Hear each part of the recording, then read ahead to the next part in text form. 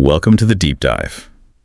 Looking at the material for today, it seems like we're really getting into something pretty universal, trying to build habits that actually stick around. Oh, absolutely. It's such a common struggle, isn't it? You get all fired up, this year I'm going to the gym every single day, or finally write that novel. Yeah, and then what happens? Poof!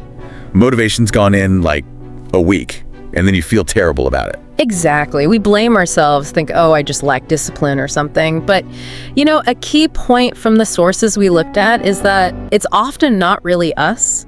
It's the approach, the system. Right. It's the system. There's that great line, you don't rise to your goals, you fall to the level of your systems. If your system asks too much too soon, well, it's gonna break. Okay, yeah, that resonates. Like trying to lift way too much weight on day one. Precisely. And that leads us to this really interesting, almost deceptively simple idea from the material. The 2-minute rule. Ah, yes, the 2-minute rule, it sounds too small almost. Our mission today is to really unpack this tiny rule, figure out why starting really small might actually be the key for you listening right now to make lasting changes. It does feel counterintuitive, yeah. The rule itself is, it's just this. When you start a new habit, it should take less than 2 minutes to do. That's it, 2 minutes. That's the core principle, yeah. It's really emphasized in stuff like, atomic habits and similar thinking. Okay, but hang on. If my big goal is, say, read 50 books this year, how does reading for just 2 minutes even make a dent? It feels like phoning it in. Right, but see, the goal at the very beginning isn't making the dent, it's just showing up. It's about establishing the pattern. Establishing the pattern. Yeah, think about the examples given. Want to be a runner? Just put your running shoes on. 2 minutes. Done. Okay. Want to write daily? Just write one sentence. Read more. Open the book. Read one page. Meditate.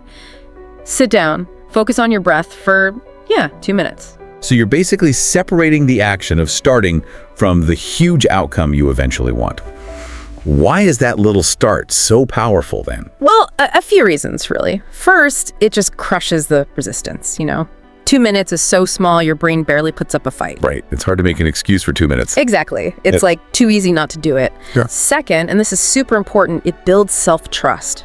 Every single time you put on those shoes or write that sentence, you score a little win. Oh, okay. A little check mark in the brain.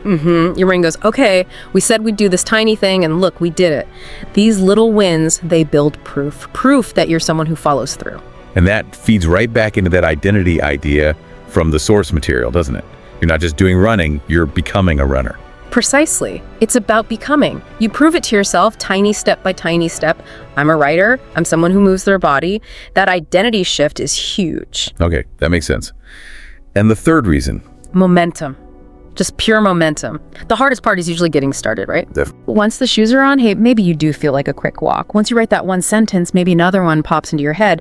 But even if you stop after 2 minutes, you still did the crucial first step. You reinforced the habit loop. Okay, so for you listening, thinking about a habit you've maybe put off, the challenge coming out of this material is pick that one habit, shrink it way down. What's the absolute dead simple 2-minute version, the very first step, and just do that today. Don't even worry about more. Just the 2 minutes. Show up. And pay attention to that feeling, right? That feeling of reinforcing, this is part of who I am now. It's that consistency. It reminds me of that John C. Maxwell quote, which fits perfectly. Small disciplines repeated with consistency every day lead to great achievements gained slowly over time.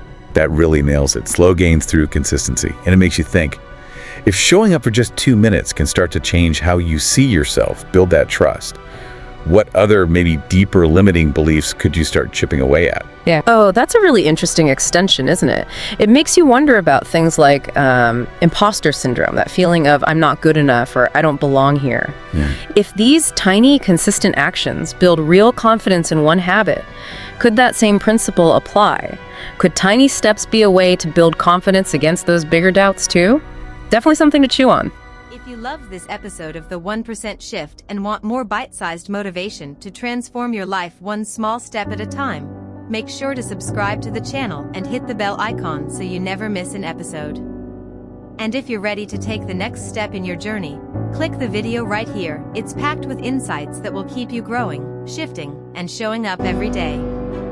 Remember, it's not about being perfect. It's about getting 1% better every single day.